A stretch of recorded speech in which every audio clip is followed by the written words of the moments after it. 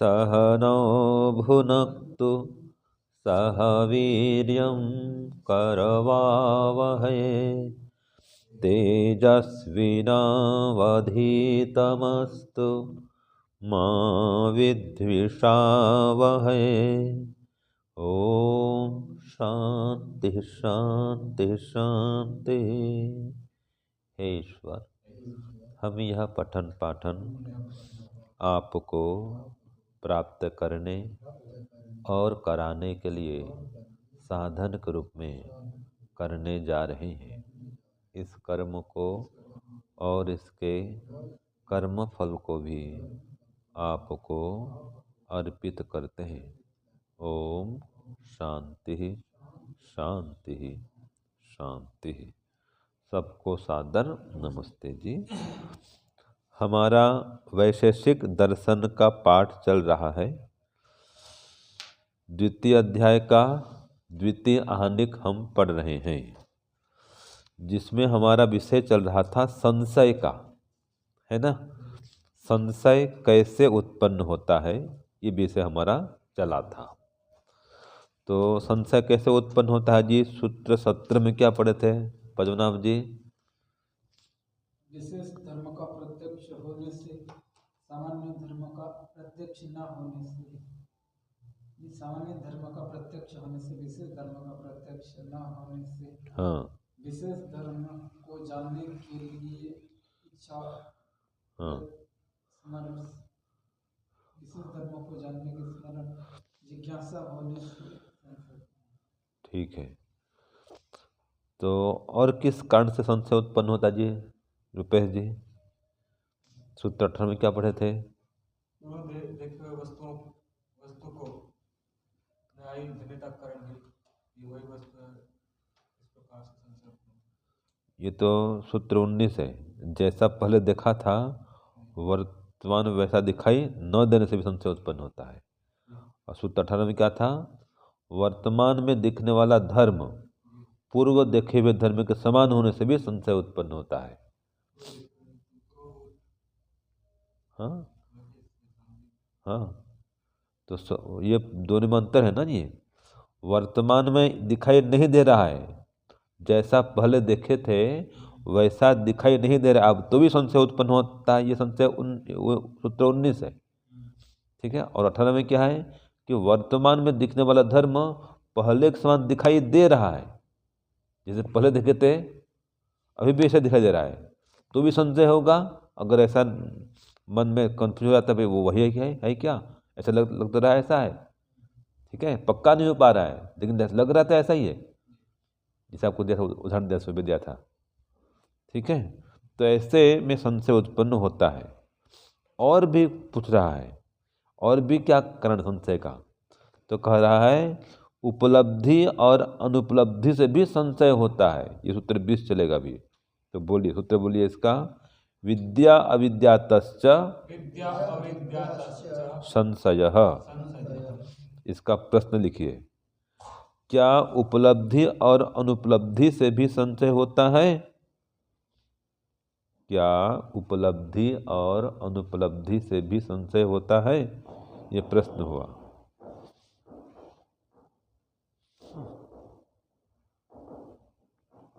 तो उत्तर लिखो। हाँ, उपलब्धि और अनुपलब्धि में भी, ये उपलब्धि और अनुपलब्धि से भी संशय होता है। उत्तर इतना ही है, उपलब्धि और अनुपलब्धि से भी संशय होता है। यहाँ पर इसको विद्या और अविद्या कहा है जी, उपलब्धि और अनुपलब्धि को, ठीक है। देखो भाष्य में दिया है ना, देखते जाओ।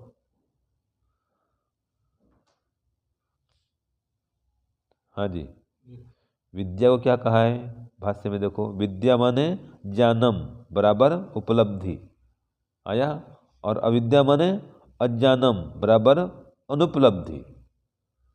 हाँ जी पद्मनाभ जी, क्या कह रहा भाष्य में? विद्या ज्ञानम उपलब्धि। हाँ, ये तीनों पर्यायवाची हैं। और अविद्या अज्ञानम अनुपलब्धि, ताभ्याम ज्ञान अज्ञानाभ्याम, इन दोनों ज्ञान और अज्ञान से भी अर्थात उपलब्धि और अनुपलब्धिभ्याम, देखो दोनों व्यक्तिजा भाषा में भी, तो ये दोनों के होने से भी संशय होता है। कैसे होता है? तो उदाहरण दिया, देखो, यथा सती मेघे वृष्टि भवति इति जानम, जैसे कि मेघ के होने पर वृष्टि होती है, ये ज्ञान है, इसको बोलते हैं उपलब्धि। समझे? मेघ है तो वृष्टि हो रही है, ये उपलब्धि है ना। मेघ की उपलब्धि होने से या मेघ के होने से ही वृष्टि होती है, एक ज्ञान हुआ, ये इसको उपलब्धि बोलते हैं, इसको विद्या कहा गया यहाँ पर अभी। लेकिन कह रहा है कदाचित सती मेघे भी वृष्टि न होती, और कभी मेघ के होने पर भी वृष्टि नहीं होती है, ये अनुपलब्धि हो गया। तद विरुद्धम भानम, उससे उल्टा ज्ञान होता है, नहीं सूखा होता है, मेघ है और बारिश नहीं हो रही है। तो पहले से क्या होता कि मेघ होने पर बारिश होती थी, ये बात जानम है, ये उपलब्धि है। और अभी क्या क्या कह रहा है, ये अनुपलब्धि, कि भाई वृष्टि नहीं हो रही है, जबकि ऊपर में मेघ तो है, तो मेघ के होने पर भी नहीं होना बारिश, ये अनुपलब्धि है। ठीक है, तो फिर अभी संशय हो रहा है कि पुनः आगते मेघ, फिर मेघ के आने पर वृष्टि भविष्यति न वा भविष्यति, अब वृष्टि होगी कि नहीं होगी, संशय है ये। ठीक है, तो दोनों प्रकार का ज्ञान हो गया था, उपलब्धि और उपलब्धि, और दोनों में एक घटना घट गई, एक बार तो मेघ से वृष्टि हुई और एक बार मेघ से वृष्टि न हुई। तो अब तीसरी बार जो देखते हैं मेघ को, तो संशय होता है, अभी अब बार मेघ तो है लेकिन पता नहीं वृष्टि होगी कि नहीं होगी, ये संशय है। ऐसे ही धूमो अग्नि जायते, जो धुआं है, धुआं क्या जानते हैं, अग्नि ज्ञान होता है धुआं देख करके, नहीं, हाँ, धुआं देख करके अग्नि का ज्ञान होता है। तो जहाँ जहाँ धुआं होता है वहाँ वहाँ क्या होता है, अग्नि होती है, ये ज्ञान हुआ आपको। लेकिन इससे विपरीत भी ज्ञान होता है, इस जलाशय आदि में, तो ये ठंड में ऐसा होता है। अभी ठंड में जाओगे ना गाँव में, तो तालाब के देखना, कभी तालाब के ऊपर से भाप निकलता है, देखा पर संतोष जी? हाँ जी, आप देखो पद्मनाभ जी, नदी में, तालाब में, अब देखे रुपेश जी, ये ठंड में ऐसा होता है।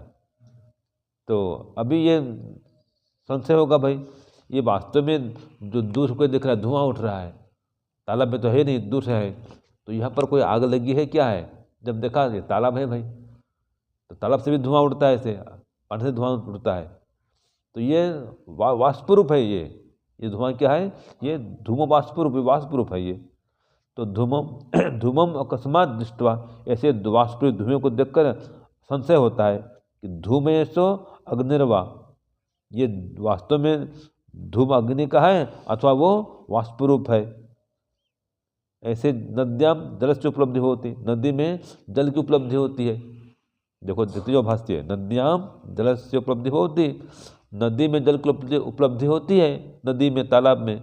लेकिन मृगमरीचिकायाम, मृगमरीचिका में जल से अनुपलब्धि होती, जल की उपलब्धि नहीं होती, उधर मृगमरीचिका है, रोड में, रेगिस्तान में है, पानी नहीं है, फिर भी जल का आभास होता है। तो कभी तो देखा उसने, हाँ जल में पानी है, सही बात है, और कभी गर्मी में रोड में दिखता है कि जल है, पास में कोई जल है ही नहीं, तो जल की अनुपलब्धि होती है। तो दोनों को देख लिया उसने, जल की उपलब्धि भी देखा नदी में, तालाब में, और रोड में अनुपलब्धि भी देख लिया। तो अब दूर से कभी देख रहा है तो संशय हो रहा है, वास्तव में ये वो रोड वाला जल का भाव है कि नदी वाला जल का भाव है, ये संशय होता है कि ये मृगमरीचिका वाला है या जल का नदी वाला जल है वास्तव में। तो ये संशय जो होता है, ये यहाँ बता रहा है, उपलब्धि और अनुपलब्धि से भी संशय होता है। ठीक है, हाँ। अब देखो ये विषय पूरा हुआ संशय का। अब संशय को बता करके अब कह रहा है जो शब्द है उसके विषय में भी संशय को बता रहा है। ये शब्द जो है ये क्या है, द्रव्य है, गुण है, कर्म है, इसमें भी संशय पैदा करेगा। ठीक है जी, तो अभी सबसे पहले शब्द क्या है जानेंगे, फिर शब्द में संशय पैदा करेगा ये। तो सूत्र 21 बोलिए, श्रोत्र ग्रहणो यो अर्थः स शब्दः। सूत्र 21 का प्रश्न लिखिए। श्रोत्र से ग्रहण किए जाने वाला, श्रोत्र से ग्रहण किया जाने वाला जो विषय है वह क्या है? शब्द श्रोत्र से ग्रहण किया जाने वाला जो विषय है वह क्या है? तो उत्तर क्या आएगा?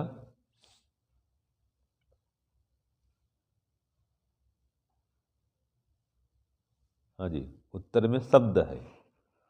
दोहरा दो, जो प्रश्न इसको लिखो, प्रश्नों को कॉपी करिए। श्रोत्र से ग्रहण किया जाने वाला जो विषय है वह शब्द है ना? उसमें क्या था? क्या है? तो उसको जो मैं कर दो शब्द है, बाकी प्रश्न को उतार दो। तो श्रोत्र से क्या ग्रहण होता है? श्रोत्र माने कान। कान से कौन सा विषय ग्रहण करते हैं जी?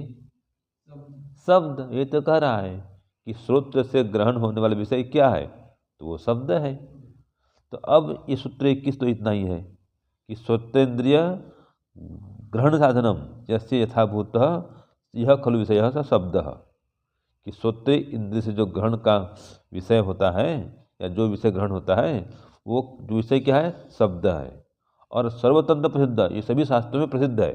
तंत्र माने शास्त्र, सभी शास्त्रों में यही तो मिलेगा। कहीं ऐसा मिलता है क्या कि आँख से कोई शब्द ग्रहण करता हो? ऐसे मिलता है जी सूरज जी? हैं? नाक से शब्द ग्रहण करता हो, ऐसे मिलता है? नहीं मिलता है। सब जगह मिलता है कि कान से अर्थात सूत्र से शब्द ग्रहण होता है, यही सब जगह मिलता है। ये उत्तर 22 में, ये 21 में बता दिया। तो सूत्र 20 और 21 होकर के अब 22 चलते हैं। बोलिए, सूत्र बोलिए। तुल्य जातीयेषु अर्थांतर भूतेषु विशेषस्य उभयथा दृष्टत्वात्। अब इसमें संशय कर रहा है, इसका लिखिए प्रश्न 22 का। शब्द द्रव्य है, गुण है या कर्म है? शब्द द्रव्य है, गुण है या कर्म है? ये संशय क्यों होता है? ये संशय क्यों होता है? फिर संशय विषय आ गया। तो क्या लिखे? द्रव्य शब्द है या शब्द द्रव्य है, गुण है या कर्म है? ऐसा संशय क्यों होता है? ठीक है ना? लिख लिए? हाँ, उत्तर लिखिए। शब्द के तुल्य जाति वाले, शब्द के तुल्य जाति वाले गुणों में, ठीक है, इसको कर दो ब्रैकेट में कर दो, शब्द के तुल्य जाति वाले गुणों में और अतुल्य जाति वाले द्रव्य कर्म में, अतुल्य जाति वाले द्रव्य और कर्म में, इसको ब्रैकेट में करो द्रव्य कर्मों को। फिर बोलता हूं, शब्द के तुल्य जाति वाले गुणों में और अतुल्य जाति वाले द्रव्य कर्म में, ठीक है, विशेष धर्म का होना, विशेष धर्म का होना, ब्रैकेट में संयोगजत्व, यह है विशेष धर्म। संयोगजत्व माने संयोग से उत्पन्न होना। और आगे लिखो, हो गया इतना क्या? हाँ, और न होना माने संयोग से उत्पन्न होना और न होना। तो वो क्या है न होना? श्रोत्र ग्राह्यत्व, लिख लो, श्रोत्र ग्राह्यत्व, ब्रैकेट बंद करिए। हाँ, श्रोत्व, श्रोत्व ग्राह्यत्व, श्रोत्व आधा त और वह श्रोत्व। ग्राह्यत्व ब्रैकेट बंद, देखा जाने से देखा जाने से संशय होता है कि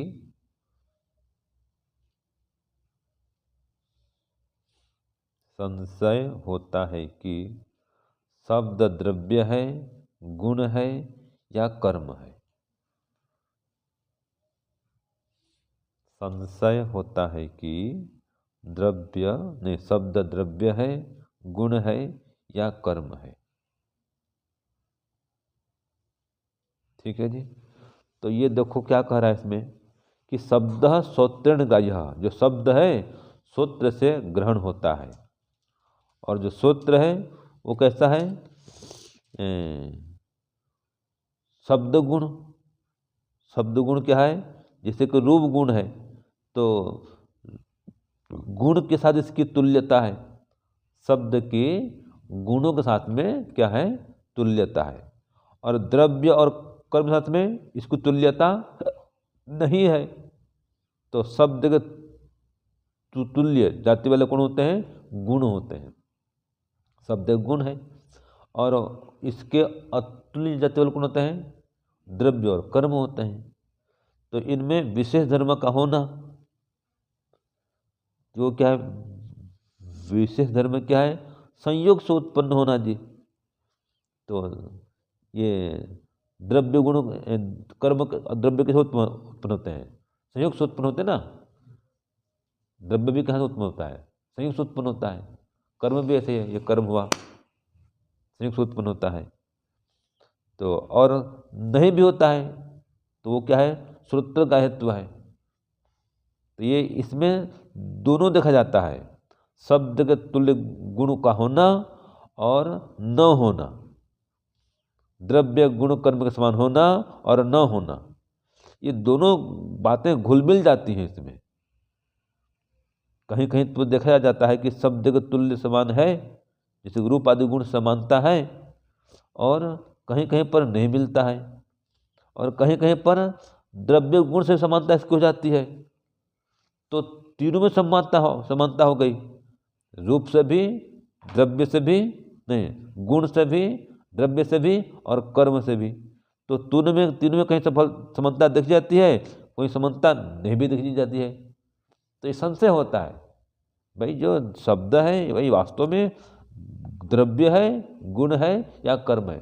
क्योंकि तीनों प्रकार की बातें आती हैं, द्रव्य के गुण भी, द्रव्य के भी, गुण की भी और कर्म की भी, तीनों प्रकार की विशेषताएं कहीं कहीं मिल जाती हैं।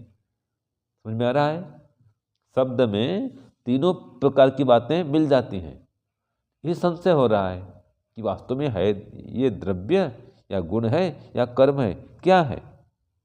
तो ये संशय को भी यहाँ पर रख रहा है, बाद में इसका उत्तर भी देगा कि ये कार्य द्रव्य नहीं है, स्पष्ट करेगा।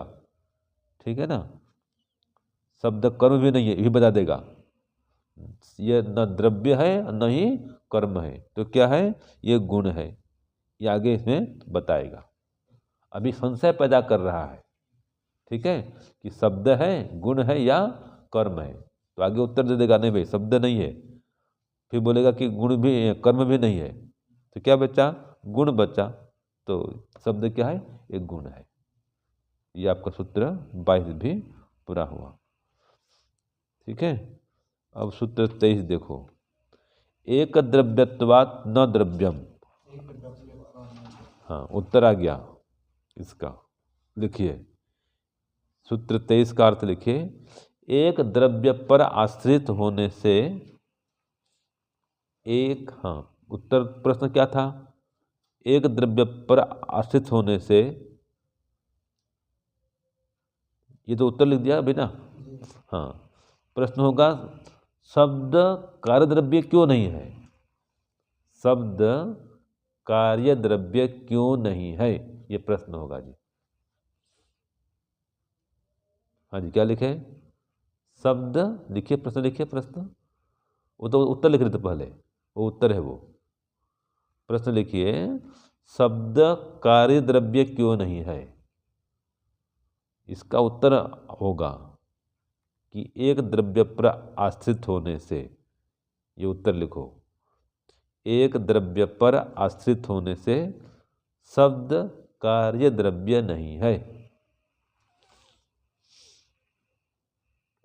ठीक है, एक द्रव्य पर आश्रित होने से शब्द कार्य द्रव्य नहीं है।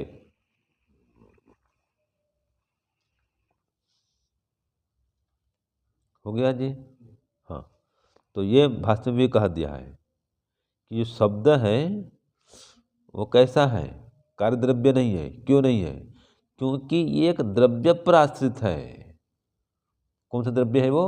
आकाश। बस केवल आकाश पर आश्रित है ये। ठीक है, ये पहले हम पढ़ चुके थे। परिशेष सात लिंगम आकाशस्य। ये परिशेष न्याय से देखते हैं कि जो शब्द है ये आकाश का गुण है। शब्द गुण किसका है? आकाश का है। तो ये एक द्रव्य पर आश्रित है, एक ही पर आश्रित है बस। कौन है वो? आकाश। तो एक द्रव्य आकाश पर ही आश्रित है, इसलिए जो शब्द है कार्य द्रव्य नहीं है। ये इसने ये बता दिया। जैसे कि कार्य द्रव्य क्या क्या होता है देखो। वस्त्र, वस्त्र क्या है? एक कार्य द्रव्य है। ये अनेक तंतुओं पर आश्रित है ना। वस्त्र कैसा है? एक कार्य द्रव्य है, लेकिन अनेक तंतु पर आश्रित है। तो शब्द ऐसा नहीं है, वो अनेक वस्तुओं पर आश्रित नहीं है, एक ही तत्व है आकाश। आकाश पर आश्रित है, इसलिए कह दिया ये जो है शब्द जो है कार्य द्रव्य नहीं है, क्योंकि एक ही द्रव्य पर आश्रित है। इस उत्तर कौन सा हो गया? 23 हो गया। चलिए, ओम शांति शांति शांति। सर्वेभ्यो नमः। सबको सादर नमस्ते।